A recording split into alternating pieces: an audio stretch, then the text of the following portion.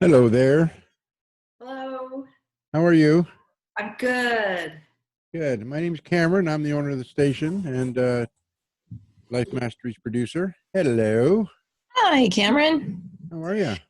Good. Todd was having some technical issues today, so Is he not coming in then? uh, Is he coming in or? as I'm hoping he had to leave the green room meeting, and we haven't seen him since he left. So Okay. for some reason, his Zoom automatically started requiring a passcode or something, which has never been the case before. Oh yeah, no, they updated that. And so what you have to do is you have to go to your Zoom account and remove the security thing. Because I have to do that for every meeting right now. I have to go in right away and disable the waiting room. So you have to do it for each meeting? Yeah, and then I overall, the settings overall now are no passcode. So I went into the settings of the zoom.us but by default now they set a passcode up automatically. Yeah, okay. And if you don't know what your passcode, and it's kind of challenging because I didn't know what the passcode was. Wow, that's pretty bad, Cameron. Well, pretty bad on their part because I didn't know. I have never set up a passcode, and all of a sudden I have a passcode, and I don't know what. Right. Well, that's I'm sure what Todd was encountering as well. Yeah. So I just went to Zoom settings and removed the thing for the password. There he is. It's like he's trying to come in here. He's here now. Yeah, he's coming in. Oh my goodness! Happy birthday! Hey, thank you. Today's one of those techie days. Oh wow, no video. Yeah, we're not seeing you. Well, No? we're seeing your image. Goodness gracious. Charlie Brown, where's Charlie Brown?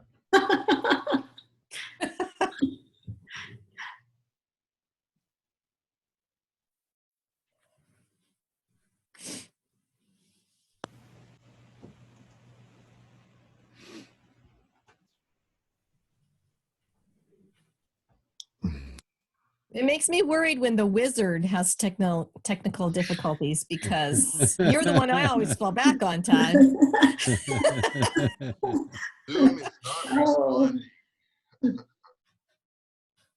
I'm going to sign back in, Cam. Hang tight.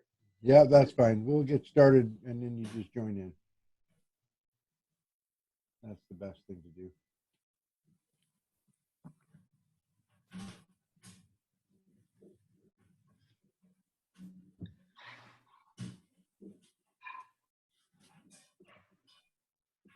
There. All right. Made it. Happy birthday to me. You That's are right. going to have a challenging day. Happy birthday to me. You know what happened last year? Last year I came home. Oh, it was on a Saturday, and I heard this. Boof. All right, I'm going to interrupt you. You can't talk. Oh. You have to share after. Zip it. Station, its management, or other advertisers. This is ContactTalkRadio.com. Consciousness in action. And you are taking action into your consciousness by tuning into Contact Talk Radio. And on TuneIn.com, Hing.fm, and UpSnap Mobile. Contact Talk Radio.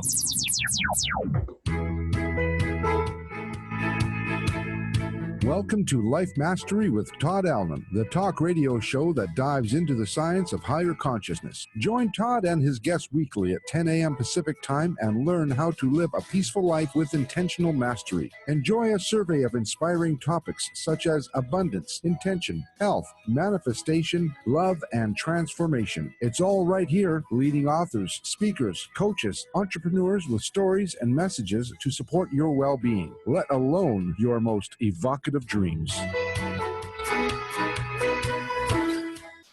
Hey, it's another groovy day, and what a groovy day. I'm being challenged left and right. It's like I'm catching all these fastballs flying up.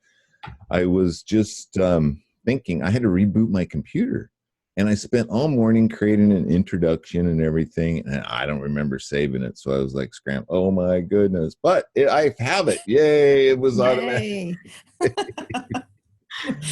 Oh, when I got up this morning, I did decide it was going to be a groovy day. And so far, it's my birthday, and it's a challenging groovy day.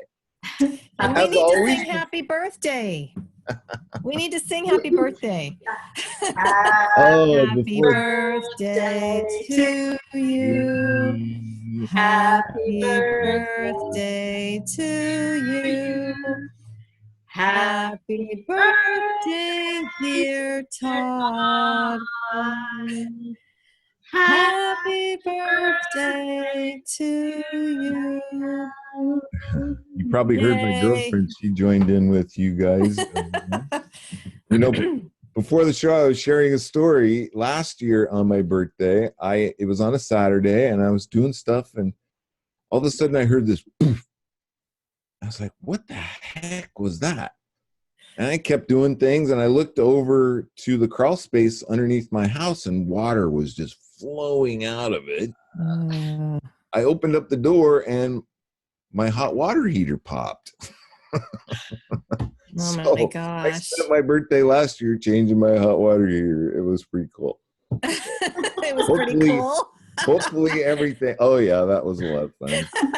Go pick one out, figure out it's got to fit. Oh yeah, it was fun. It was the nature sign of giving you a rebirth on your birthday. Well, yeah. And Water and blood. things like that happen, and it creates this little micro journey. So you just have no idea where it's going to lead you. And the friendly guy at Lowe's, and then you need this and that, and what all that stuff is. And then you got to figure out what to do with an old water heater, right? There you go. As always, I have my co-host with me today, Jackie Bailey from Jackie Bailey Speaks and the Speak Feed Lead Project. And boy, she just does all kinds of things. How's it going, Jackie? It's going. Yeah, busy, busy, busy. Lots of projects on the calendar to do and boxes to check, tasks to get done. Always something going on. Let's see. So is it today or tomorrow? You're doing something with 3rd and 5th graders. Today is the first day of a 3-day mini workshop. I'm offering these mini workshops throughout the spring and summer while kids are out of school. It's 90 minutes each day, 3 days in the same week. So Today's focus is on conversation. Next week's focus is on persuasive speaking, and then we have one on storytelling, and we have one on TEDx talks, and we have one on championship messages. So yeah, throughout the spring and summer, the kids can tune in. They can go to one, they can attend one, or they can attend all of them. Yeah. So it's fun. So are you hearing, this is just this phenomenally cool. It's really phenomenally cool.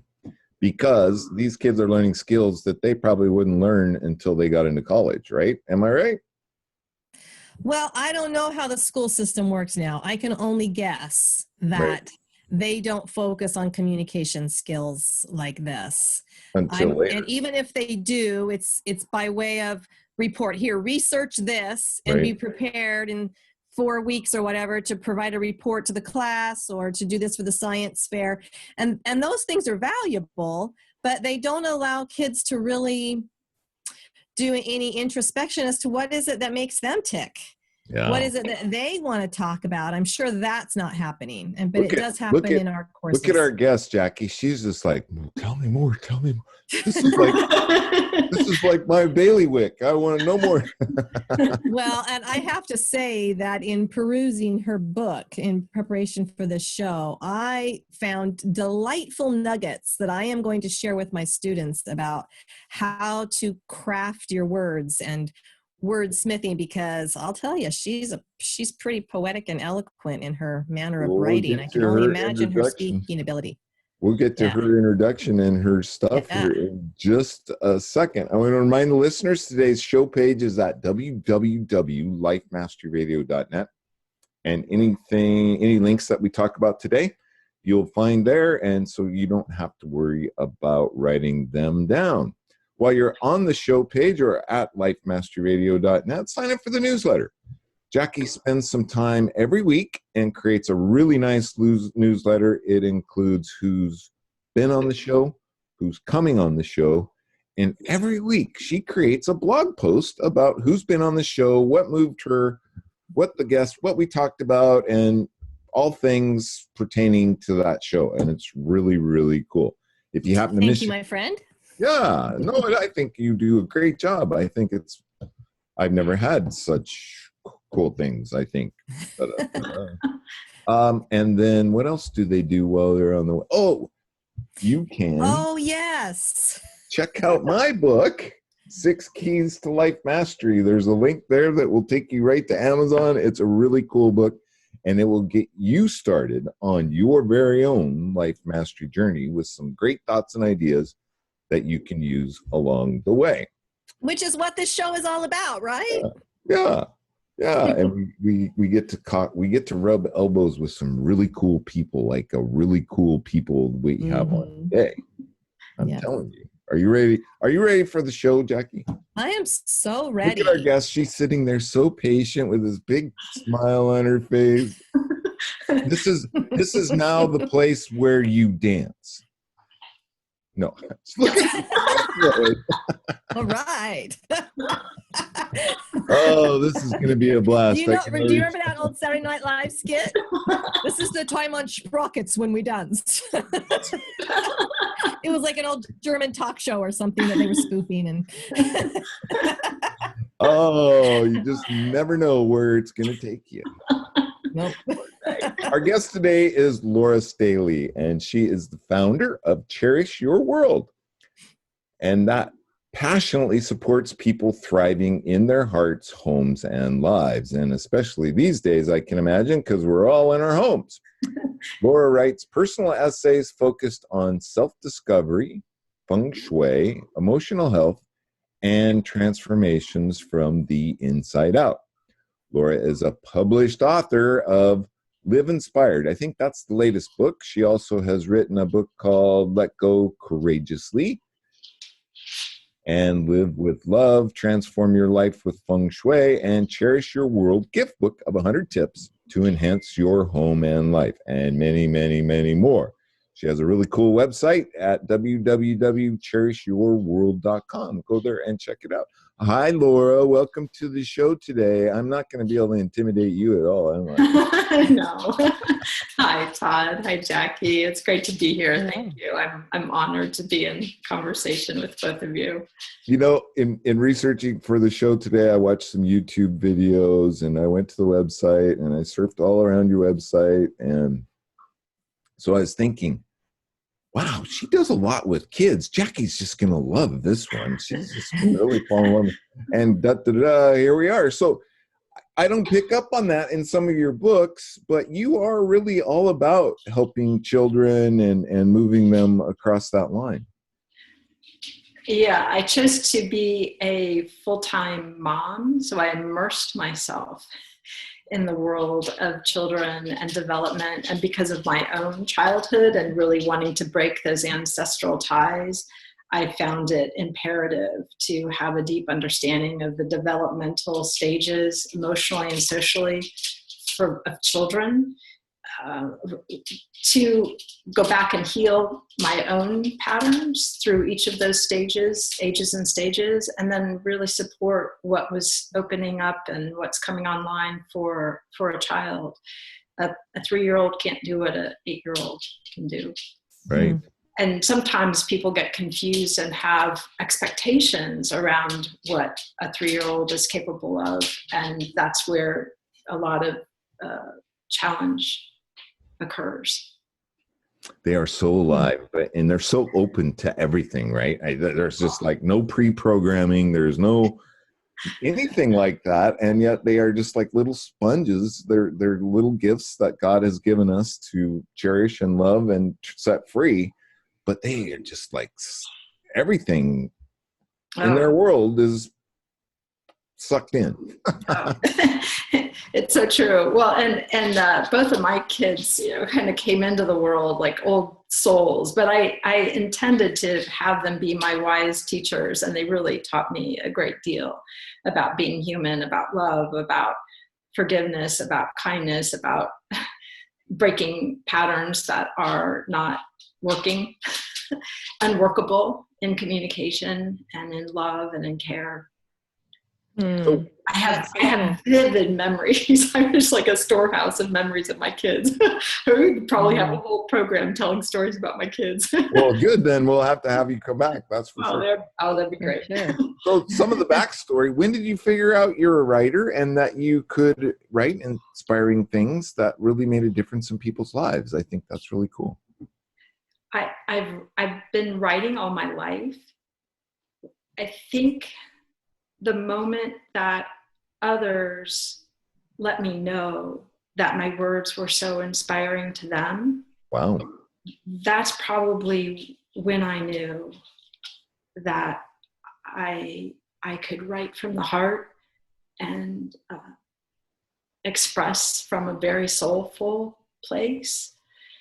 And it really opened up when I moved to the mountains of North Carolina. I feel safe here in ways that I never felt in Columbus, Ohio. That's where I lived all my life until about almost 2 years ago.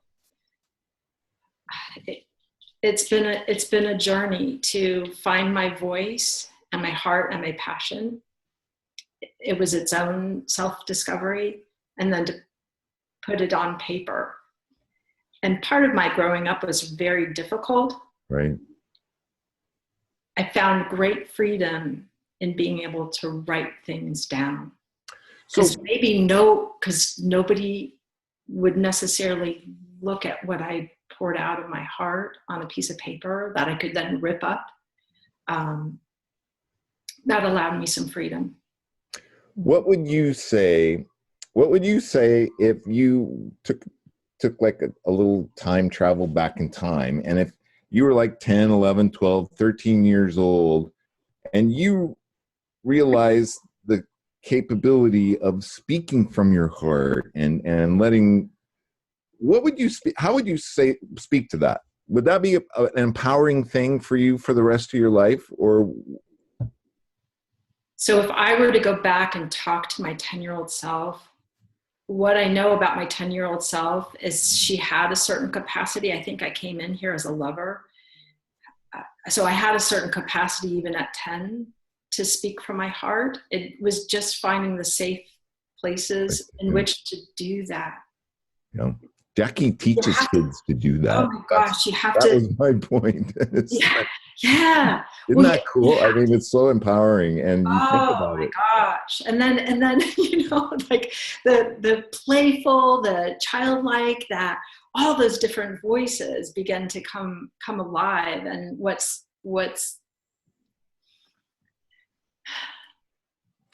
I never thought about that. Such joy is that all those voices now are in me. And I can reach into them and allow them, I can set them free. I've never really thought about that, Jackie, but you get to play all day, don't you? I get to play all day? Well, they say if you fill your days with doing things you love, you'll never work a day in your life, right? And there's some truth to that. But I am so admiring of Laura because from her very first story, and her book is just full of personal stories, that what I love about that is she teaches a lesson. She tells us, this is what happened. This is how I dealt with it. And then she shares this lesson, these just nuggets of wisdom based on what she's learned. And what intrigued me most, Laura, is that you came from such a tragic life. I mean, your stories, it's a whole book of your stories. I wrote a book too, but I didn't have enough of these tragic stories that I could share. But you've learned lessons in almost every situation of your life. And that to me is a special gift, that you can experience a situation, good or bad, and you can say, okay, what do I need to learn from this? And you apply that right away. And I think that is just amazingly magical. And so I wanted to ask you, was that just because you came to the world with love? Was that something that was natural for you to do? Or was it something that you learned how to mindfully consider and then learn from this one journal period at a time or something. I mean, I don't know. That's what I'm asking is how did you do this? Because when I was healing from abusive childhood, I was also told to write, and that was a huge healing factor, but I don't know that I'm able to see every experience that I have since then and relate it somehow to a healing process. So that's what I'm asking is how do you learn to do that? Wow. Well, I think I started really young because I'm I'm introspective, and I was yearning so badly to especially create a connection with my mom and be that good kid that she could love. And my dad was as loving as he could be. And I had a grandmother who was very loving and accepting of who I was. And so my grandma Hope was a lifeline in my life. And I think that yearning and that deep desire was the driver to get the lesson. I mean, is it the way I speak? Is it I need to get another A? Is it, so I was constantly in a seeking mode to who I could become so I would be loved and accepted by my own mother. And it never really happened. And I began to gather the lessons about being human, about being alive, what felt better than the difficult, and started steering my ship towards the things that made me feel better. And I had to learn to let go of other people's reactions to me. Mm. And one of the biggest lessons that I had to learn was to let go of personalization, meaning that somebody else's reaction or response to me had anything to do with me. Mm. And that particular lesson took years of dissecting, because I was convinced that if I was the most loving, evolved, spiritual, sacred, perfect being, that finally, my mother would love me. Mm. And it was like a hunger. And then I realized actually it was an addiction. That I had to break. It was a trauma bond that had to be broken so that I could be free to then do the deeper work and talk to all the parts of myself that were completely imperfect, flawed, goofy. And when did that happen, Laura? When did you realize this? Was it? Well, for sure in graduate school. So in graduate school, I had thoughts of ending my life. I knew I could never take action on that. And that got me into a therapeutic session. And the inner critic, well, I would describe mine as an inner bully. I've read a book that they called it the inner A, the bad word. I called mine an inner bully. And those thoughts that I started having scared me so much, because on the outside, I looked like I had it all together. I mean, I was on a PhD track at the Ohio State University, one of 4 women in my class. And here I was having thoughts of wanting to end my life, because the disconnect between these painful experiences and, kind of the outer dog and pony dance, I couldn't live with myself any longer. So it began when I was in graduate school, and then it continued there as I put myself into transformational workshops. I've been an avid reader all my life. I think that's part of the writer, is I love books. Books have been lifelines to my own healings and transformation. So yeah, but the simple answer to your question was graduate school. And I began to learn that those voices in my head, if you will, those thoughts, were not mine. They actually weren't mine. They were what other people had said to me. You know, it's like all these messages had stuck in on top of me, and that's why I kind of call it shredding limiting beliefs as part of the thing I talk about, because they weren't true. They weren't speaking to the essence of who I was. They were other people's pain poured out onto me. Kind of a gross one is like somebody puking on you, but then blaming you for the puke on your shirt, and you're like, but it's not mine. You know, so the first story clean yourself off and go, wow, that wasn't mine. That's not my pain. That's their pain, and it's not my job to heal somebody else's pain. I can only heal my own. If that's a gold nugget to bring to this conversation, is I know in my bones that I can only clean up Iolora. I can only clean up the words, the behaviors, the patterns in my own way of interacting with other people, with life, with myself, and hold that compassion, because I also learned that I am that, I am that, I am that, I am that. So when all these expressions showed up around me of different ways that people would interact with me, I was able to go, oh, I see that in myself. Oh, I see that one in myself. Oh, I see that one in myself. And I know that one really hurts people. And I don't want to do that. I don't want to become that person that hurts other people. And I did hurtful things. I said hurtful things. And hopefully I won't in the future. Hopefully I won't on this show. Hopefully I won't. No. You know what though? So something I learned is that if you're living, you really never have to say you're sorry ever again if you live from your heart and make your truest decisions. So it's just, we are all human, and I thought that was pretty cool too, but it took me a while. Yeah. Get that. Yeah. It took me a while. You know, something you talk about quite a bit is becoming the observer. The fly on the wall, right? The inner fly on the wall. Yeah. Tell us a little bit about that. Oh my God, I know.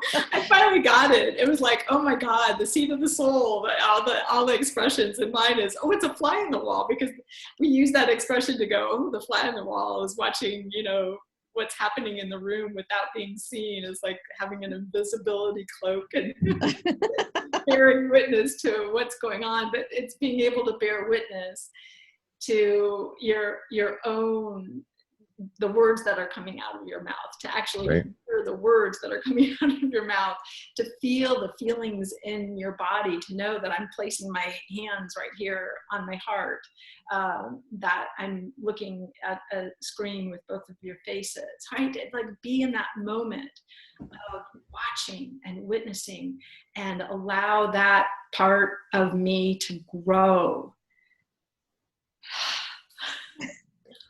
Because that part of me is actually quiet, as opposed to animated and Right. Well, from the very first story of your book, I was hooked because I completely bonded with you and your experience, and it was about you wanting to learn to play piano. Do you mind just sharing a little bit about that? And because that to me is really the foundation of how you began to struggle with your own identity and your own self-worth, right? Oh, absolutely. Well, I know there were other events prior to that one, but that was pretty pivotal, because it stays in my mind. Gave me the heebie-jeebies when I read it. I was like, yeah. Because my grandmother was a piano teacher. And I was like, I could, pick up those memories from a little kid. Not that I experienced those same ones, but it was like, whoa. Yeah. Oh, I know. Well, my mom and my sister, my sister played the piano beautifully. And my mom played Begin the Beguine. She would be joyful. So I knew my mom had these capacities to be these other characters, if you will. I knew that there was joy inside my mom. And I wanted to be that person that brought that joy out. So I thought, wow, maybe if I learned to play the piano, that's a pathway. Plus I loved the instrument. I love the sound of the piano. I'm 6 years old. I'm dancing in the living room as my mom's playing. And I began asking, could I please learn how to play the piano? And my mother, well, you'll never play like your sister. You'll never play it like your sister. Well, I don't know. It's expensive. You're never going to be as good as your sister. Oh, please, Mom, I really want to, and I kept asking and being hopeful. So finally she came in, she said, well, we found a piano teacher for you. Great. But I was, like kind of that mixture of excitement, fear. I experienced that. So then she drives me to the piano teacher and they have this lovely interaction. And then I sit down on the piano, I walk over and she turns into this just awful human being, which I already knew this because my mom did the same thing and took my hand and the ruler smacked my hands. I'm now crying, and yelling at me, stop crying. That's helpful. Yeah. And so I'm attempting to endure the lesson. Yeah. And I go home and then the mantra to practice to come home from school. It's time to practice, Lori, time to practice, Lori. And she's right there in me. You're not curving your fingers. Like the micromanaging, mean, cruel. She was so angry in her delivery of all the words. It was so tough. And I'm sitting there attempting to practice with her on, just right there. You're not sitting up straight. You're not curving your fingers. You're never going to learn how to play. You're never going to be like your sister. And so after this toggling back and forth, I would resist, right? And she'd just be screaming all over the house, Laura, get to the piano, practice the piano. You need to practice the piano. You're great at my mom's voice better than she can. Yeah. And I just, oh gosh. And so finally I burst out and I'm like, I'm not ever gonna take these piano lessons again. I'm done. I don't. And then the pouring out of her awful words. Yeah. You're ungrateful, selfish, bitch, child, awful that poured out of her mouth. Ran upstairs and it's a hard story to tell. I bet. I can feel it. Story. It's ugly. It's so ugly. But didn't that create your journey or your path or make you who you are today? I mean, as terrible as it is. Yeah, because I know I'm not a word. I hope it's okay to cuss on the show. Those are the words that she used, but what I know is that I'm not a worthless piece of shit. Yeah. I was told that. I was literally told that as a little girl. Yeah. And yeah, it absolutely shaped me because I wanted to become someone who was not that. Right. Right. And you were trying so hard not to be. Yeah. Yeah. And there were times that I kind of was, but it was the trauma and the pain coming out of me, because then there's a story later in the book where I'm sharing about my own implode and the importance of unraveling. And that felt, that was hard. I was hard to come to terms with how I was imploding in front of my children. I wasn't calling them names, but I would be so enraged that I was just like, it was just like this horrible and terrifying to little kids, right? Yeah. It's kind of like, was that Lois? Yeah, Lois. Yeah, she was a mess. I'm impressed, Jackie. She was a mess. Oh, I just love that you gave that personality trait of yours a name, because it really helps us to put the blame onto somebody else, even a non-real person, right? Well, yeah. Well, it was a way to detach and become the witness and bear witness to her and know that she wasn't me. And she was expressing a lot of pain that needed to come out of me, but not towards my children or at my children or in front of my children. Right. Terrifying for them. Wow. I want to take just a minute and remind our listeners that you are listening to Life Mastery Radio on Contact Talk Radio. And our guest today is Laura Staley, and she has written a book, Live Inspired. And you can check her website out. Laura, do you have a copy of the book handy? I do. Yeah. To hold up the book, there's the book. And you can find it on Amazon or go to her website at www.cherishyourworld.com. And if you just tuned in, we've had an exciting first half. Laura shared some great stories. We've had some fun. And Laura, I'm curious. Let's just back up just a little bit and tell us ways, or for our listeners out there, of, you know, how do we become that observer? How do we become that third person and watching ourselves, and how we, this is incredibly powerful, but it takes practice. Oh, it's still a practice for me. Go to neutral. I know there used to be the expression count to 10. That's a version of going to neutral.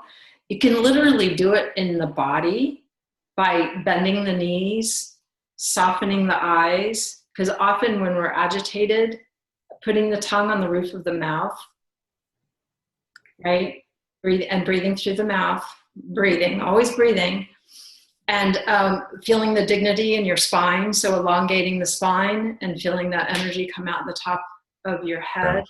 I find the body, going to the body, to be incredibly powerful. And even if you're sitting in a boardroom meeting, to put your tongue on the roof of your mouth, soften your eyes. But first, you have to notice that your body's getting all worked up. Right. So that actually, that's the first place. Awareness, right? Wow. Awareness. Well, and to begin to tune into the body sensations of where is that trigger. Okay, somebody says something and you have that moment that hits the body, and to be able to be quiet enough here to sink into the body is really important. And this is part of the practice that I started to engage in when I began to shift out of talk therapy. Well, I continued talk therapy, and I began to do body work and body awareness work.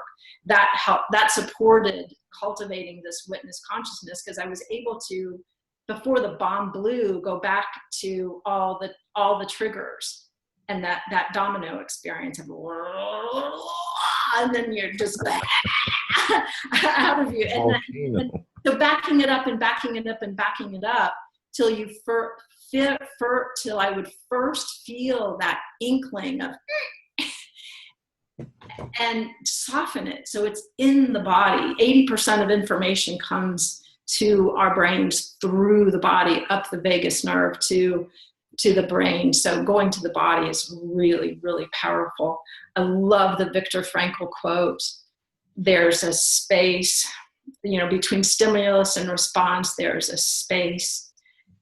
And in that space, when we take that pause, we find our place to respond. And that's where our power and freedom lies.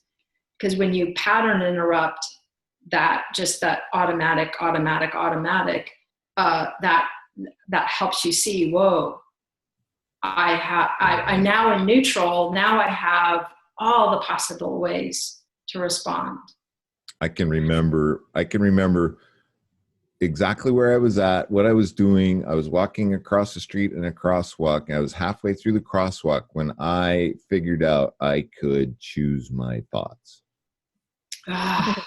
Right. Yes. Well, Laura, it's so incredible that you've gotten to that place, because if you don't mind, I would like to read just one paragraph from your book where you talk about Lois, and you describe this person so well that that makes so much sense based on the piano story that you said, but here's what you say. Even though the psycho bitch rage, Lois oddly fueled a distorted sense of courage for which I felt pride. I carried deep shame too, realizing only cowards or deeply troubled people lash out at small beings because you were angry at your children. When you don't know the pathway out, reacting like a mad woman fools you into feeling powerful. Lois took over my body at the slightest provocation when something in my immediate environment looked or smelled like a trigger from the past. I didn't invent her. She was my body screaming, trauma lives right over here. It's so incredible to me that you can recognize this as all of those feelings, that it gives you a sense of courage, a sense of pride, and yet it's something so ugly that when we then realize why we're reacting this way, and that only someone who's deeply troubled would, then to illustrate to us, as you just did moments ago, about what it's like to be on the other side of that, is, for me, the beauty of your whole book is that it's allowing us to see the raw footage of what life is like inside of someone who's lived through trauma like you have. And yet there is the edited version. There's the other side that we can watch now on the big screen and have that power to share with so many other people. So I thank you so much for that. It's just incredible work of art here. Yeah, you're welcome. You're welcome. And I would say that when people behave badly, they're literally feeling threatened for their lives. And it's a huge overreaction to a tiny little dink. Right. But the dink reminds them of something so horrific in which they really, really thought they were going to lose their lives. And when you're a tiny child, being abused by grown giant people who are so much bigger than you are, it feels like you're going to lose your life. It literally feels that way. And so when I see adults right now in the world behaving badly, I know, I almost always, I mean, like really badly, like overreacting, I know it's trauma. Because of my own lived experience, I suspect, I mean, I'm not inside of them, but I suspect they've endured something that felt life-threatening. And whatever is happening in their current situation is just a little whiff of that past experience, that it just triggers the amygdala and it goes crazy. Will you tell a story about a time when you were able to diffuse a situation like that with a woman at the zoo with her children? Yeah. Right? And you saw some behavior that was disturbing, but you did something. I did. So I witnessed a woman. We were coming out of the zoo, and she was with a number of young children. She was a very large woman, and she was hitting a little boy by her side, presumably her son, was reaching up for the big gulp of beverage that she was drinking from, and she just screaming and hitting his head. And I was at a distance, and I said, "Can I help you?" I just stopped with my kids, and I turned and faced her, and I said, "Can I help you?" And she just started screaming back at me, "Can you fucking help me?" And I was like, "Yes. Can I help you? Can you fucking help me?"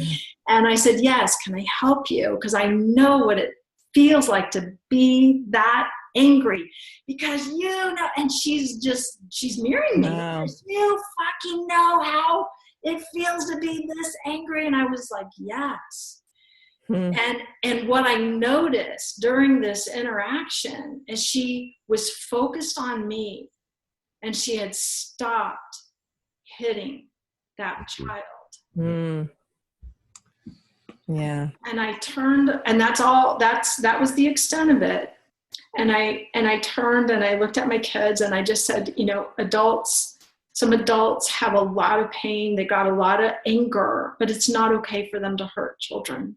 Right. It's just not okay for them to hurt children. And then I did, like energetically send blessings her way, because I saw myself in her. I didn't do my bad behavior towards my kids in public ever, but it was my hidden pain and shame. Yeah. Right. But she was me, and the little boy was me. Right. And then I was the witness, pattern interrupting, offering the bearing witness, because I really, really do know what that feels like. Now, I didn't, I hit my daughter once on the bottom, but that terrified me so much. But the other, kind of out behavior definitely happened in front of my kids. They'll tell you. Yeah. and actually, they were, a little bit older when I wrote that story about Lois. And they were like, wow, Mom. And I read it at a Barnes and Noble.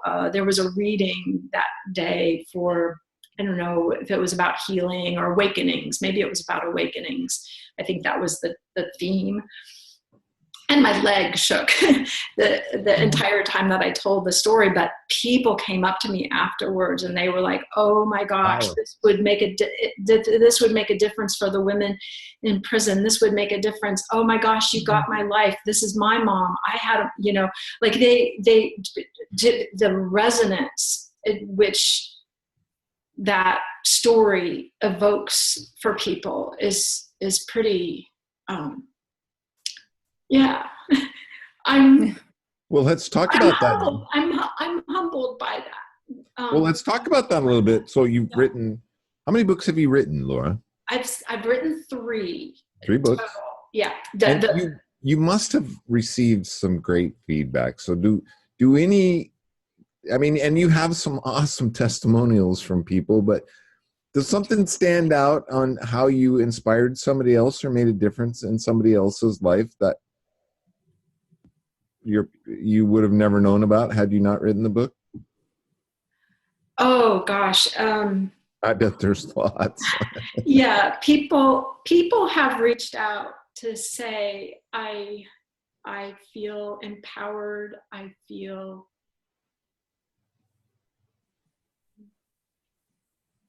seen.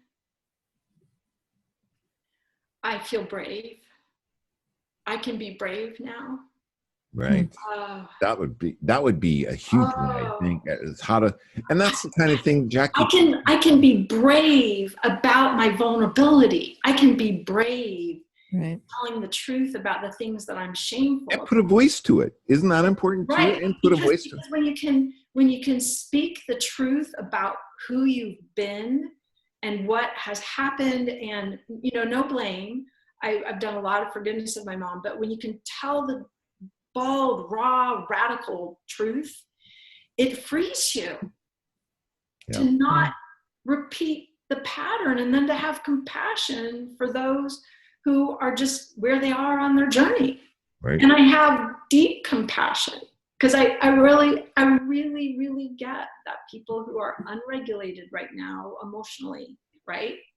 It's unhealed pain. Hurt people, hurt children, hurt people, hurt people. And I didn't want to be a hurting person anymore. I'm actually, especially in these times. There's a lot of joy in. Yeah. Are you hearing, especially during these times too, because there are a lot of people that have been homebound. I think the world is beginning to open back up, but like I heard something last night about all of the statistics that are coming out now about drug addiction and drug abuse and alcoholism. And child abuse and domestic violence. I was like, oh my gosh, we've created a whole nother. But one thing I do like to say, and I'll just share it here really quickly, is we don't get to know how we don't want to be until we get there. And I think this whole thing has been a huge wake-up call. Huge. Yeah. Well, Laura, what would your life had been like had you not at least had the escape of school now and again? Right. I had my friends' houses where I felt safe, and but that couldn't even be done right now.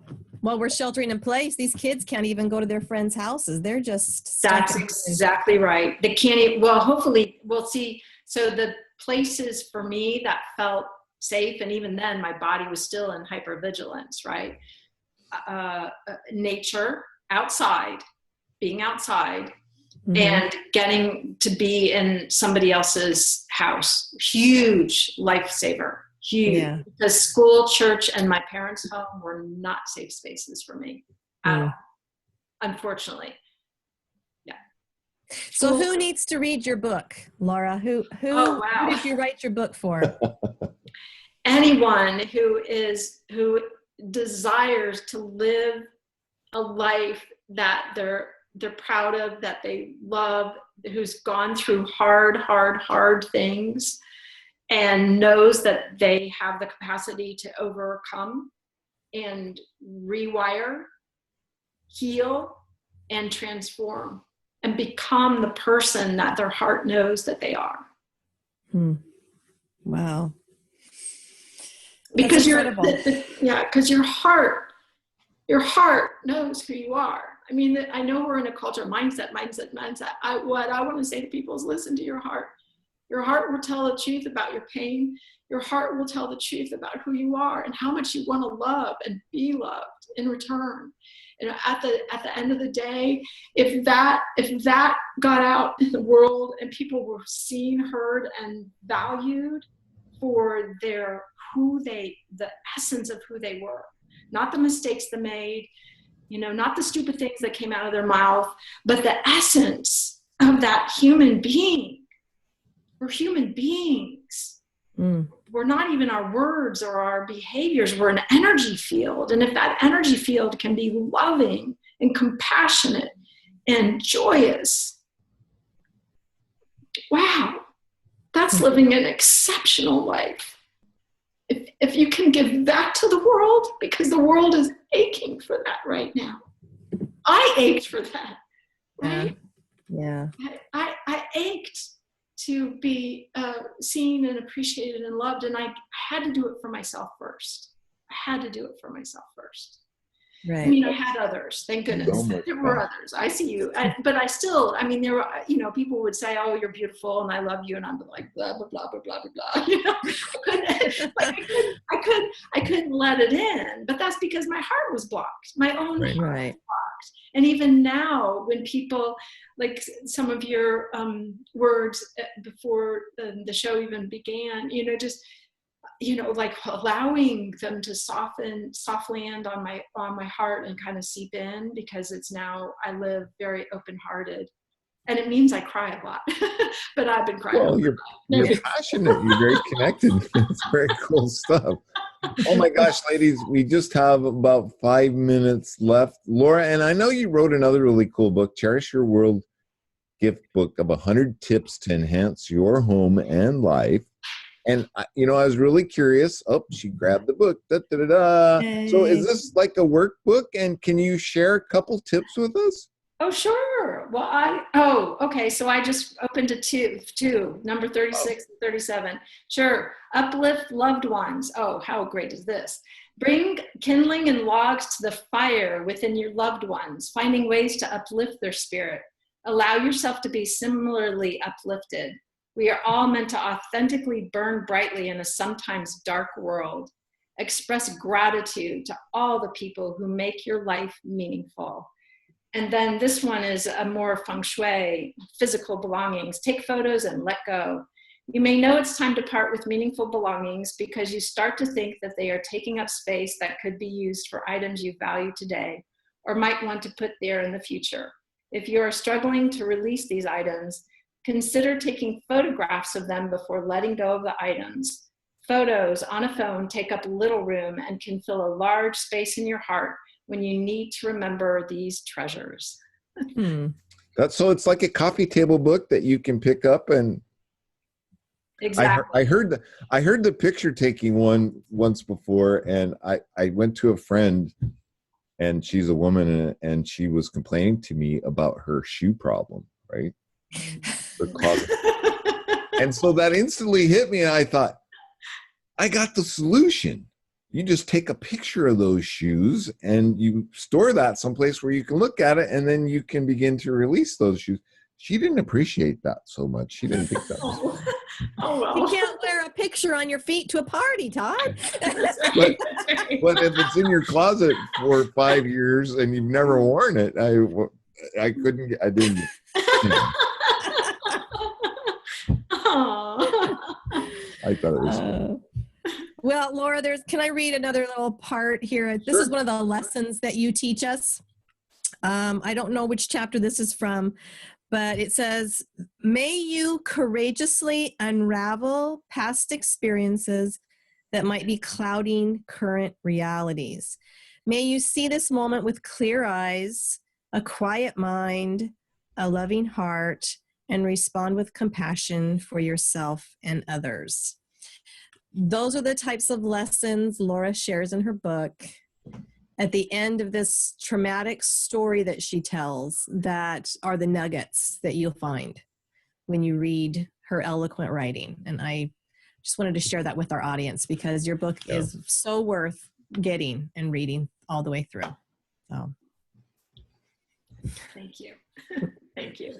yeah. Oh my You're goodness, welcome. ladies, we're down to 3 minutes. And Laura, thank you so much for coming on the show today. Is there one last parting thought or something that you would like to share with our listeners? May you find peace, the deepest peace, in that quiet place that's inside of you. Wow, very cool. Thank you again so much for being on the show today. I really dig your energy, and I hope you would be open to coming back, because I would be honored to come I back. had a blast. I know Jackie had a It's really blast. great. This was a lot of fun. Really And was. I think there is so much more that we can talk about. Oh, most definitely, including the shoes. Including, I might have struck a nerve there. Yes. Right. Now, this latest book was just recently published, right? Just Correct. about a month ago or Yeah, something? it's available at Amazon.com, BarnesandNoble.com, and it is now available as an ebook. And then people can go through Sacred Stories Publishing. That's who I publish with. So Excellent. thank you so much, both of you. No, it was a lot of fun. Yeah. Well, congratulations on getting that book done and out. We appreciate it. Thank you. Any takeaways, Jackie? We got 2 minutes. Oh, I got tons of takeaways. I mean, you know what I love is these metaphors that you have. Lots of metaphors that are just beautiful poetic language.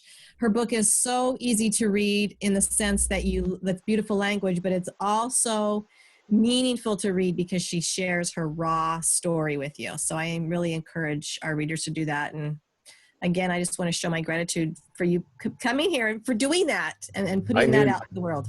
I knew you two would hit it off, and I think that there's more. I just knew it. The minute I started looking around, I'm like, oh my gosh, I'm gonna lose my show.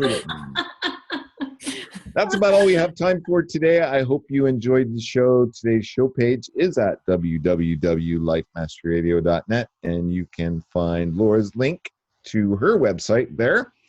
While you're there, sign up for the newsletter, check out my book, and you can check out our guest for next week. Guess who our guest for next week is? I told you this last week, but it's for real next week.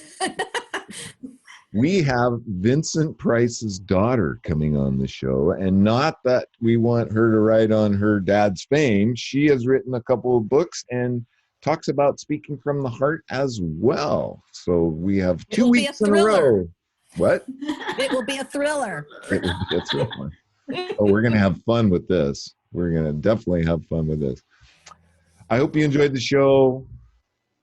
Finally, I would like for you to make it a great day for 2 reasons. One, it's my birthday, and you have to make it a great day. And secondly, because it's a choice, and it's all about choice. Choose to check out Laura's book, choose to check out our website, and choose to have a great day. Bye-bye for now.